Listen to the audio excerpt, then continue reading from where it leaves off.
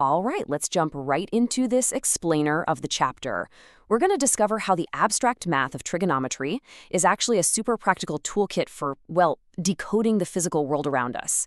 Have you ever wondered how architects map out those massive skyscrapers? Or how navigators literally cross oceans? Well, it all starts right here. Don't let the math intimidate you just yet.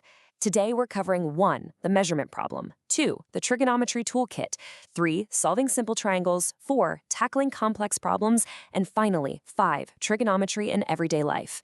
We'll set up the core problem first, build our toolkit, and then tackle real-world examples together. It's a logical journey, and I promise you'll look at the world differently by the end of it. Section 1. The measurement problem, measuring the impossible. We're kicking things off with a very human, very practical dilemma. Think about it for a second. How exactly do you measure something that's way too tall to climb or too far to cross? You obviously can't just take a giant tape measure to the top of a mountain, right? Or string a ruler across a raging river. This simple physical limitation is literally the whole reason the field of trigonometry was developed in the first place. This scenario perfectly illustrates where we're starting from. Imagine trying to find the height of a towering minar. If we know our horizontal distance from the base and the exact angle at which we're looking up, we can figure out its precise height using invisible right triangles. I know, it sounds a bit like magic, but it's just pure geometry. Section 2, the trigonometry toolkit, drawing invisible triangles. To start building these invisible triangles over our real-world environment, we've got to master 3 fundamental concepts.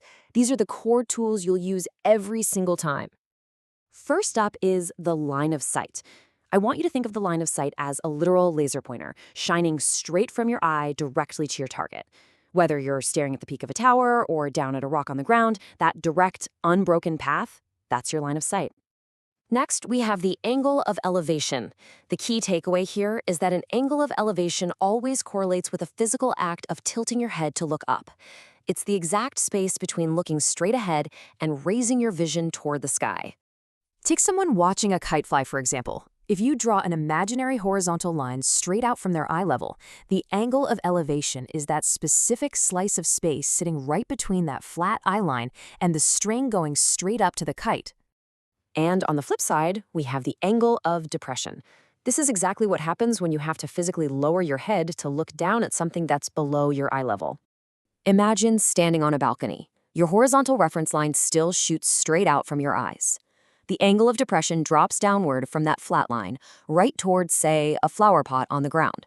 Now, a super common mistake is measuring this angle from the building itself, but always remember, you have to start from the horizontal eye line. Section 3, solving simple triangles step by step. Let's shift gears and see how we build a universal method for problem solving. Now that we have our toolkit of sightlines and angles, we can finally start calculating. The chapter gives us this incredibly reliable 3-step process that you can apply to literally any heights and distances problem. Number 1, translate the real world into a basic drawing. Number 2, label everything you know and pinpoint exactly what you're trying to find. And number 3, pick the right mathematical key, the trig ratio that'll unlock that missing piece. Let's actually see this in action. Say an electrician needs to reach a spot on a 5-meter pole. She's safely setting up her ladder, all thanks to math. She knows the vertical height she needs to reach, which acts as the opposite side of our invisible triangle, and she knows she needs a safe 60-degree angle. With those 2 facts, she can calculate the exact ladder length required, which is our hypotenuse. Here's another really cool example. Let's say someone is observing a chimney. They know their distance from it, which makes the adjacent side of the triangle, and they've got a 45-degree angle of elevation. But here's the catch. The invisible triangle starts at their eye level. So to get the actual total height of the chimney, they calculate the triangle's opposite side and then, crucially, add their own physical height of 1.5 meters back into the final total. You just can't forget that step. Now, taking a look at this breakdown, it really reveals the secret to step 3 of our process. You pick your trigonometric ratio based entirely on which sides of the triangle you already have and which side you're looking for. The electrician needed the hypotenuse and had the opposite side, so sine was the perfect fit. The chimney observer needed the opposite side and had the adjacent side, making tangent the go-to tool. Make sense? Section 4, tackling complex problems, working with multiple angles. Because once you've got simple triangles down, you are ready for the real world. And let's be honest, the real world rarely hands us just one simple triangle. So, what happens when a problem throws two angles at us instead of one? Well, this is where the true power of our toolkit really shines. We don't actually need any new math here. We just learned to break complex scenes down into multiple, totally manageable right triangles that happen to share a common side. Picture yourself standing on a 3-meter-high bridge. You want to know the width of the river below, but obviously you can't just walk across it with a tape measure. By looking down at the left bank with a 30-degree angle of depression and the right bank with a 45-degree angle, you are essentially creating two separate right triangles, and they share the bridge's central height as a single common pillar.